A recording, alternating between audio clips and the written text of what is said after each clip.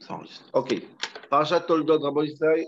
Donc, il n'y aurait pas le Ben Ishraï cette semaine. Le Ben Ishraï, c'est pour dimanche. Là, on est lundi, donc il faut commencer déjà. Désolé. Hein. Donc, Parashat Toldot. Parashat Toldot, ça commence. Le Rishon aujourd'hui, c'est Yitzhak et, par exemple, Yaakov et Esav. On a fini Abraham et Ishmaël. On a fini Yitzhak et Abraham, Ishmaël et Yitzhak, excusez-moi. Maintenant, on est Yaakov et Esav. On a fait Abraham, Yitzhak, maintenant on descend à Yaakov. Donc, c'est troisième génération. Vous voyez, Toldot, Yitzhak, ben Abraham, Abraham, Yitzhak. Ok, donc on va s'arrêter aujourd'hui sur la première partie de la parashat, passionnante. La grossesse de Rivka. Donc Yitzhak et Rivka, ils ont un enfant après beaucoup d'années de stérilité. Suite à la tfila de Yitzhak, Sarah va tomber enceinte. Si on aurait fait le shiur hier, on aurait parlé de Ben Ishraï, il parle de tfila, très intéressant, un très beau shiur sur tfila, sur deux sortes de tfilotes. En tout cas, j'avance. Donc, elle tombe enceinte, Vatahar, elle tombe enceinte. Et là, le Passouk Kravbet, il nous dit Vaïtrotsetsu abanim bekirba. Et les enfants, ils sont Itrotsetsu dans le ventre de Rivka. C'est quoi Itrotsetsu? Qu'est-ce qui se passe dans le ventre de Rivka? Alors, il y a pas mal d'avis, pas mal d'explications et de traductions du mot Itrotset, Itrotsatsu en hébreu. Grosso modo, si on veut être consensuel, on parle d'une guerre entre Yaakov et Esav. Ils se disputent dans le ventre de leur mère. Alors, soit ils se disputent d'après un avis pour sortir du ventre, soit deuxième avis dans Rashi, ils se disputent carrément entre eux. Ils se battent, pas shoot. En tout cas, la grossesse devient insupportable. Vous connaissez cette histoire, je ne vais pas m'attarder dessus. Et va Tomer, et ensuite, Rivka qui ressent ce que je viens de dire, va Tomer imken lamazé anochi. Elle dit, ben, si c'est comme ça, et s'il y a cette Itorotsetsu dans mon ventre, qui suis-je? Pourquoi je suis? Je vais expliquer tout c'est quoi cette phrase. Pourquoi je suis? Va Teler Hidrosh et Hashem. Elle va voir le Rav, Shem Be'ever, et Dieu lui dit, tu auras deux nations qui vont descendre, qui vont naître de ton ventre, ou les hommes et le homme Yemat, on connaît cette histoire. Ils sont nés, et ça avait sorti le premier, et ensuite Yaakov. Et le passage qui finit, qu'Abraham, que Yitzhak, il aimait Esav, et Rivka, la maman, elle aimait Yaakov. Ça, tout le monde connaît. Parenthèse, qu'est-ce que c'est cette phrase qu'est-ce que c'est cette phrase que Rivka, elle dit? Il y a tellement de noms. Qu'est-ce que c'est cette phrase que Rivka, elle dit? Mais c'est quoi cette grossesse? Lamazé Anochi, pourquoi? Qu'est-ce que je deviens? Qu'est-ce qui se passe? C'est quoi son problème à Rivka? Il faut savoir qu'il y a trois avis dans les Rishonim. Il y a peut-être plus, j'ai vu trois avis dans les Rishonim. Je suis arrivé tard hier de Paris, donc je n'ai pas vu tous les Rishonim. Trois avis dans les Rishonim, c'est quoi? Qu'est-ce qu'elle dit Rivka? Qu'est-ce que tu veux, Rivka? Tu veux quoi? Tu veux arrêter ta grossesse? C'est quoi Lamazé Anochi? Comment traduire en français? Pourquoi je suis? Qui suis-je? Pourquoi je suis? Alors, c'est très intéressant. Juste cette parenthèse pour que vous avez le contexte. Rashi dit elle n'a pas supporté la grossesse. Elle veut arrêter sa grossesse. Pas shoot. Elle veut arrêter sa grossesse. C'est trop difficile, c'est insupportable. Lamazé Anochi, pourquoi je suis. J'ai prié toute ma vie. Ça fait 20 ans que je prie pour avoir un enfant. J'aurais pas dû prier, j'aurais pas dû avoir cette grossesse. Je veux l'arrêter, cette grossesse. Ça, c'est Rashi qui dit. Très, très étonnant, très, très étonnant. Je pense au Rachaim Akadosh, il nous dit, mais c'est pas possible, un truc pareil. Les tzadikim, quand ils souffrent, quoi, ils baissent les bras quand ils souffrent. Un tzadik qui souffre, il baisse jamais les bras. Bon, en tout cas, c'est ce qu'il dit. Rivka, c'est ce qu'elle dit d'après Rashi. Ibn Ezra, très intéressant, il nous dit, qu'est-ce qu'elle pleure, Rivka? C'est pas qu'elle veut arrêter sa grossesse, elle veut comprendre sa grossesse. Elle est partie, d'après Ibn Ezra, c'est très intéressant. Elle est partie faire une statistique de marché. Alcha lishol nashim bajouk. Elle est partie chez toutes les femmes dans le marché. Elle leur a dit, quels sont vos sentiments? J'étais enceinte, oui. Comment tu sens quand tu es enceinte? Où t'as mal? Je dis, non, moi, juste un peu ici, juste une glace à 3 heures du matin, mais sinon tout va bien. Et toi, comment ça va? Et toi, et toi, et toi, et toi? Et elle se rend compte qu'elle a la pire grossesse de l'histoire. Et là, dit Ibn Ezra, elle a demandé, Lamazé Anochi, pourquoi j'ai une grossesse pareille? Pas qu'elle voulait arrêter sa grossesse, elle voulait comprendre sa grossesse. Ibn Ezra dit, elle avait une grossesse bizarre. Rayon Mouzar, une grossesse bizarre. Ça, c'est Ibn Ezra. Et Ramban, ok, je finis juste ces trois et après on rentre dans les questions qu'on veut poser pour aujourd'hui. Ramban Nachmani, il dit pas du tout. Il va plus loin. C'est pas qu'elle voulait arrêter sa grossesse. C'est même pas qu'elle voulait comprendre sa grossesse. parce que si c'est le cas, il manque des mots dans le passouk. Tout simplement, elle voulait mourir. La mazé anori, je veux mourir. Oublie la grossesse. Il n'y a aucune raison de vivre. Pas chute, je veux mourir. Comme Rachel l'a dit, je veux mourir. Okay, donc on voit que Rivka elle est complètement chamboulée par cette grossesse. Et elle va demander au Rav qu'est-ce qui se passe. Le Rav lui dit t'inquiète pas, t'en fais pas, Shnei Goïm, 2 nations qui vont sortir de toi, etc., etc. Donc ça, je vous ai donné le contexte de la paracha. Les 3 chitotes, qu'est-ce que Rivka elle décide de faire avec sa grossesse? Et maintenant, je vais vous poser 2 questions, très simplement, des questions simples qu'on peut dans le pshat, mais elles sont aussi dans les mefarshim, pour comprendre une notion incroyable. Et encore une fois, je vous dis, je suis arrivé tard hier, je n'ai pas été jusqu'au bout de cette notion, mais c'est une notion qui est très connue, presque. Ouais, c'est énorme. Ça, alors, je vais vous donner juste les termes et la réponse, mais après, il faut creuser et voir, parce qu'il doit y avoir plein d'explications. Voilà, bref. Donc, la première question, c'est une question qui se pose sur Barbanel, qui est très simple. Et il dit comme ça, je ne comprends pas. Elle a 2 bébés qui se disputent dans le ventre. Elle devient folle. Pas chute, elle devient folle. Elle veut jusqu'à mourir, d'après Ramban. Elle va chez le Rav. Le Rav lui dit 2 nations tu auras qui vont sortir de ton ventre. Dis à Barbanel, pour avoir 2 nations qui vont sortir du ventre de Rivka, ils n'ont pas besoin d'être dans le même ventre.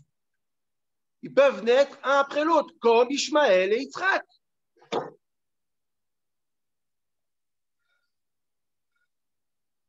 Pourquoi cette souffrance? Pourquoi ensemble? Ishmaël aussi, c'est une nation. On ne l'a pas mis avec Yitzhak. Ishmaël est né, après venu Yitzhak, après venu les 6 enfants d'Ektora. Ça va? Mais il est théomime. Pourquoi ils doivent être théomime? Pourquoi ils doivent être des jumeaux? Pourquoi les mélanger un avec l'autre? C'est pas normal cette histoire.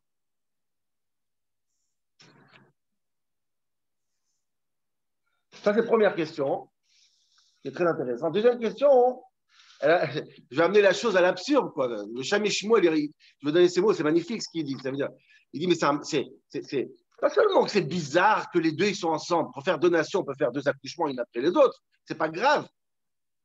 Mais en plus, techniquement, médicalement parlant, c'est stupide.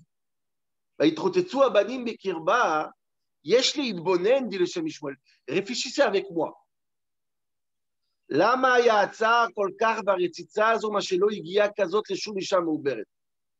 D'abord, c'est un accouchement, une grossesse qu'aucune femme au monde, comme dit Ben Ezra, a eu. Pourquoi aucune femme a eu cet accouchement techniquement? Parce que c'est impossible. Pourquoi? Tous les jumeaux du monde, ils sont tous, je ne sais pas comment dire en français, une chidia, ils sont tous quelque part dans le ventre avec une poche à part. Jamais ils sont un dans l'autre. Ils se touchent jamais un dans l'autre. C'est pas possible. Je ne suis pas médecin, mais bon. Jamais techniquement, si un il touche l'autre, il meurt. Les bébés, ils meurent et la maman, elle meurt. On ne peut pas se toucher. Il y a toujours quelque chose qui les sépare. Alors, il y en a à une poche, il y en a à 2 poches. Mais c'est chacun sa chilia. Je ne sais pas comment dire en français chilia, mais chacun, il dit, quoi qu'il arrive, personne ne peut se toucher.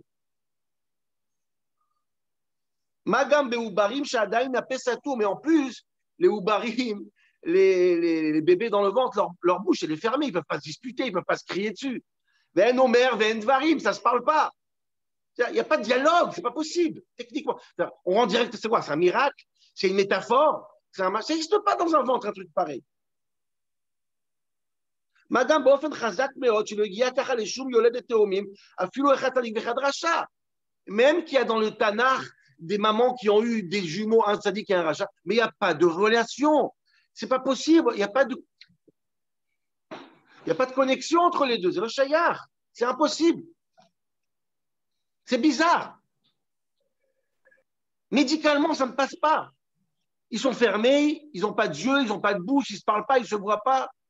Comment tu arrives à une situation bizarre? Ça veut dire que c'était, pas seulement que c'est des jumeaux, pas seulement qu'ils sont dans le même ventre, mais quelque part, ils sont on dirait dans la même poche, ils se parlent. C'est un rayon, c'est la grossesse. Qu'est-ce qui se passe? Hein? Ah, là-bas, là-bas. Là-bas, là-bas. Le rouge, là-bas.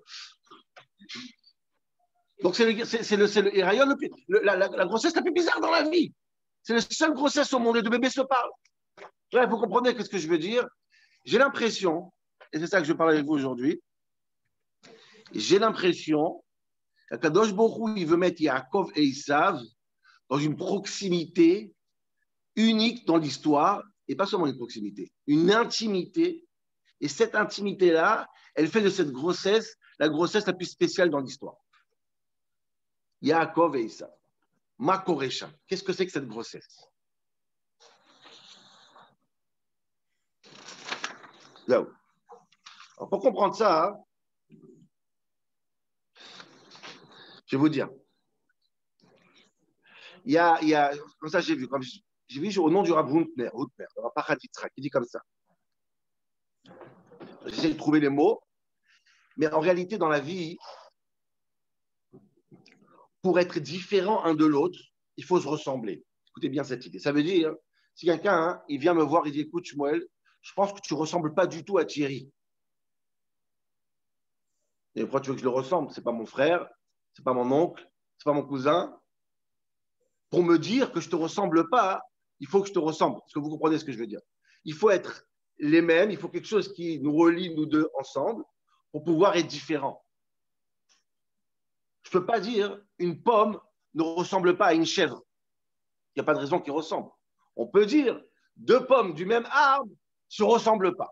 Dit le Rav Huntner, ce fameux Gaon, il dit en réalité, pour être différent, il faut d'abord qu'on ait un socle commun. C'est quoi sa preuve? Magnifique. C'est une preuve halachique. On voit dans le Beth Amikdash Yom Kippour qu'on prenait deux séirim, deux chèvres. Un, c'était la Hachem, et un, c'était la Azazel. Vous connaissez cette halakha? On jette dans la montagne, etc. Le passou qui dit 3 fois le mot Shnei HaSeirim. Les deux séirim, les deux chèvres, une la Hachem et une la Azazel. Le mot Shnei, deux, la Gemara elle dit, il est en plus. Pourquoi? Si tu dis il a pris des chèvres, s'il n'y a pas de chiffre, on a une règle halachique, mi'ut rabim shnai. Le minimum du pluriel, c'est 2. Donc si tu dis le Kohen il a pris des chèvres, c'est 2. Pourquoi la Torah elle rajoute chaque fois shnei, shnei, 2, 3 fois? Dit la Gemara pour te dire que les deux doivent être exactement à l'identique. Dit la Mishnah, il faut copier ici. Shnei seirei yom kippourim mitzvatam sheyu shavim. Shavim est identique. Bemaré, la même couleur. Bekoma, la même taille. Ou bedamim belekichatam. Le même prix. Autrement dit, le fait qu'il y a marqué 2, shnei, c'est pour dire que les deux sont à l'identique. Si c'est 3, 4, 5, il faut mettre un chiffre, c'est normal. Mais normalement, s'il n'y a pas de chiffre et en pluriel, on sait que c'est 2. Si la Torah, elle dit 2, c'est que ces deux sont à l'identique. Je le Rav Huntner. Après que ces deux chèvres sont, vous savez ce que c'est, la même taille mamache. Ça veut dire 10 cm exactement. La même couleur, le même prix. Après que les deux sont à l'identique, là, un il va à la Hachem, un il va à la Azazel. Il faut qu'ils soient les mêmes pour qu'on puisse choisir de les séparer, pour qu'on puisse choisir de les opposer. Si moi et toi, on n'est pas les mêmes, on ne se déteste même pas. Chacun est dans son monde. C'est comme ça psychologiquement aussi. Quand je déteste quelqu'un, quand je me dispute avec quelqu'un, c'est qu'on a quelque chose en commun. Si on est très différents, on ne peut pas se disputer. Comme ça il dira vous. Derech Agav, dans Briat Haolam, quand Dieu a créé le monde, Shnei Ameorot Agdolim, les grands luminaires, dit Rashi quoi là-bas, Shnei, Shavim, ils étaient à égalité. Chaque fois qu'il y a marqué les mots Shnei, c'est égalité. Dis-leur à vous, je répète cette idée parce qu'elle est très importante pour nous. Pour opposer deux personnes, il faut qu'ils soient exactement les mêmes. Si c'est comme ça, Shnei Goim Bevitner, quand on dit à Rivka, tu as 2 nations dans ton ventre, il faut dire que le Shnei, les deux, Yaakov et Esav, c'est les mêmes. Vous comprenez pourquoi c'est les mêmes Erayon, la même. Je vais expliquer pourquoi. Mais déjà, il faut comprendre cette idée. C'est la Torah, elle insiste de dire que pour opposer Yaakov et Esav, la guerre de tout le temps entre nous et Esav, à la base, nous et Esav, on est mamash shavim, bemaré, bekoma, bedamim. On est exactement les mêmes. Et ça va être un chidouche historique, vous allez comprendre pourquoi. Mais quoi qu'il arrive, Je veux que vous compreniez cette idée par rapport aux questions que j'ai posées. La Torah elle insiste que nous et Esav soyons dans le même ventre, soyons deux bébés qui se parlent et on est à l'identique, mamash, mamash, mamash. Pourquoi? Pour pouvoir dire cette phrase insupportable, Halacha, Esav sonnait les Yaakov. Dans l'histoire, Esav détestera toujours Yaakov. Pourquoi Esav déteste Yaakov? Parce qu'on est les mêmes.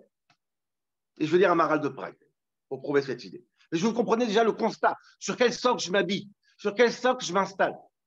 Il n'est pas possible une sin'a, il n'est pas possible une détestation si on n'est pas les mêmes. Et je vais vous dire un chidouche, je ne sais pas si c'est vrai ou pas, après d'accord ou pas. Je pense que l'antisémitisme, la sin'a, quand la Torah elle dit que la sin'a c'est Esav déteste Yaakov et pas Ishmaël. Ishmaël, les Arabes et nous, il n'y a pas de sin'a, il n'y a pas de détestation. Il y a des guerres, ils nous tuent, on ne s'entend pas, mais il n'y a pas une vraie sin'a. Si vous réfléchissez bien à ce que je dis, vous allez voir que c'est vrai. La vraie sin'a, la vraie détestation, c'est Esav et Yaakov. L'Occident et Yaakov. Pas l'islam. Il n'y a pas une sin'a fondamentale de l'islam et du judaïsme. Parce qu'on n'est pas les mêmes. Ça veut dire qu'on n'est pas les mêmes avec Ishmael, on est les mêmes avec Esav. Qui est-ce qui dit ça? Ce n'est pas moi. Maral de Prague. Dis le Maral de Prague, quand Rivka elle va chez le Rav. Et elle lui dit j'ai mal au ventre. Qu'est-ce qui se passe? C'est quoi Qu'est-ce qu'il lui dit? Deux nations vont sortir de toi. Qu'est-ce qu'il dit Rashi là-bas? Ces deux nations, c'est Esav et Yaakov, qui seront les petits-enfants des petits-enfants? Rabbi Yehuda Nassib Antoninus, le roi de Rome, de Rome. Et Rabbi Yehuda Nassi, qui vont être les meilleurs amis, quand Rashi dit, et de leur table n'est jamais sorti Tznon. Ils ont une table, regardez Rashi là-bas, qui dit que les arrière-petits-enfants de Yaakov et Esav, ça sera les meilleurs amis de l'histoire. Regardez encore une fois comment Esav et Yaakov sont reliés.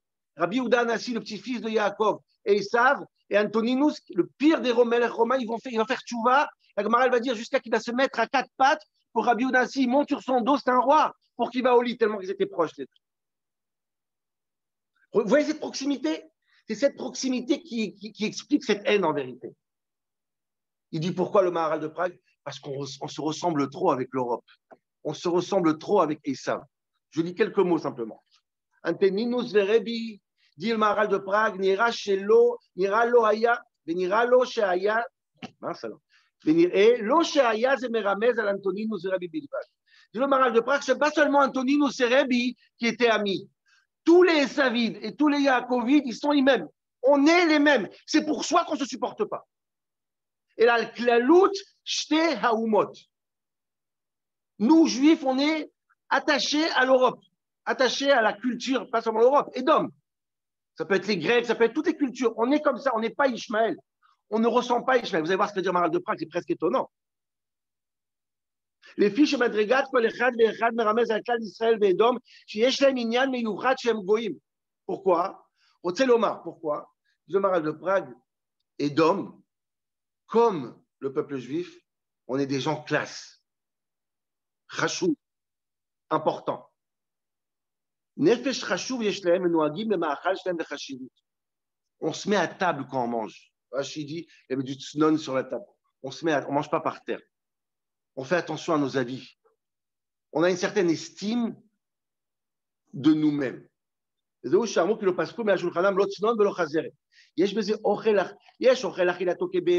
savent pas manger. Il fait allusion à Ishmaël. Israël et Esav, c'est des gens cultivés, avec une estime du corps et de l'esprit. Oui, mamash kacha.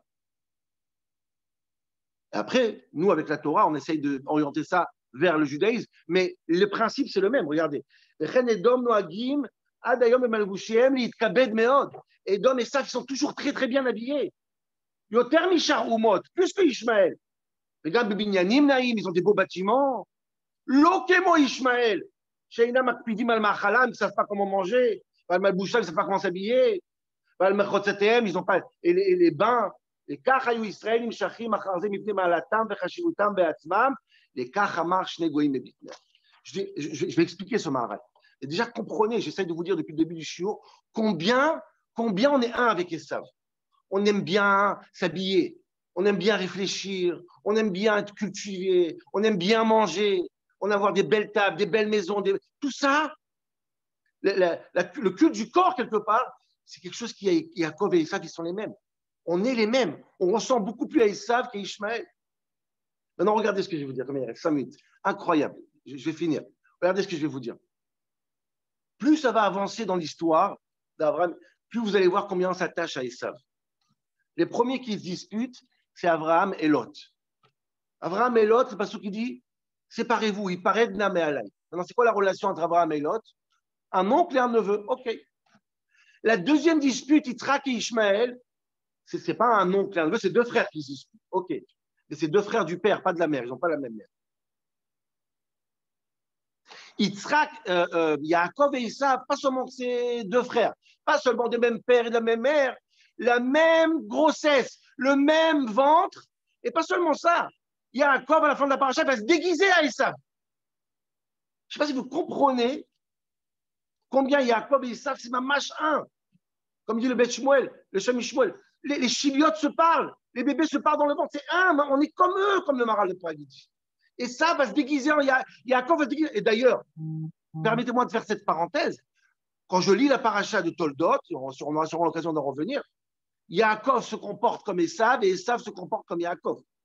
Yaakov, qui est supposé être le Rav, qui est à la Yeshiva toute la journée, il n'arrête pas de manipuler, de prendre la Bechora, de prendre les brachot, il y a Akveni, à droite, à gauche, toute la paracha, il se comporte comme Esav.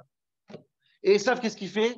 Il se comporte comme Yaakov. Il respecte son père, il ramène ce que son père il veut, il est gentil. Vous voyez comment un il est dans l'autre, c'est incroyable. Dans la Kabbalah, il faut que je vous dise que Esav est beaucoup plus fort que Yaakov. Mais vous voyez cette intimité incroyable, cette grossesse incroyable. Dit le Maral de Prague, pour être détesté un à l'autre, du Laura Boutner, excusez-moi, pour se détester un à l'autre, il faut qu'on soit exactement les mêmes. On est les mêmes que Esav. Shne Seirim. Exactement les mêmes. Alors après, pourquoi on ne s'entend pas avec Esav? C'est pour ça que je dis, réfléchissez, chacun réfléchit. Mais ce que je veux dire, c'est quoi? C'est que Esav sonnait les Yaakov. En vérité, Esav et Yaakov, ce sont deux frères qui devaient être, l'esprit et le corps, ils devaient être un. On a fait un show il y a quelques années. En vérité, Yaakov, il devait jouer les spirituels et Esav le matériel. Ils devaient être dans un seul corps, les deux. Ça n'a pas marché, alors Yaakov, il a dû acheter la Bechora à Esav. Mais on est mamache les mêmes, et c'est pour ça qu'on n'arrive plus à se parler. Et c'est pour ça qu'on va se disputer jusqu'à la fin des temps. Regardez les mots.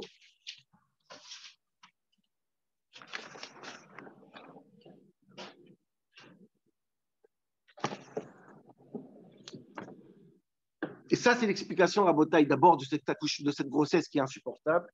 Et regardez comment le passouk qui dit Yaakov, il était aimé par Yitzhak, par Rivka, et Esav était aimé par Yaakov, par son père. Vous comprenez? En vérité, comment ça se fait qu'Yitzhak peut aimer Esav? Il est aveugle. Esav et Yaakov, c'est un. Alors après, je ne vous explique pas aujourd'hui comment ça se fait qu'on se déteste.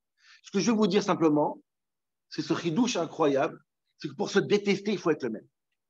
Et c'est ça que Hachem, il dit à Rivka dans son monde. Shne goyim, ça va être pour l'éternité, cette lutte entre Yaakov et Esav, c'est d'abord parce que c'est le même enfant. La même chilia. Ils arrivent à se parler dans le ventre déjà. Et maintenant, mais si on comprend ça, peut-être, on peut expliquer la galoute, les pogroms, les guerres, Germania, tout ce que le Chazal dit sur Esav et Yaakov, ça n'arrête pas de se disputer. C'est parce qu'on est Shne Seirim. Quand un il monte, l'autre il tombe. Quand l'autre il monte, c'est l'autre qui tombe. Voilà, Rabotai. Hazak. Hazak, merci. Ouais. Emmanuel Chazaga. Shabbat tov. Hazak Baruch. Hazak Baruch.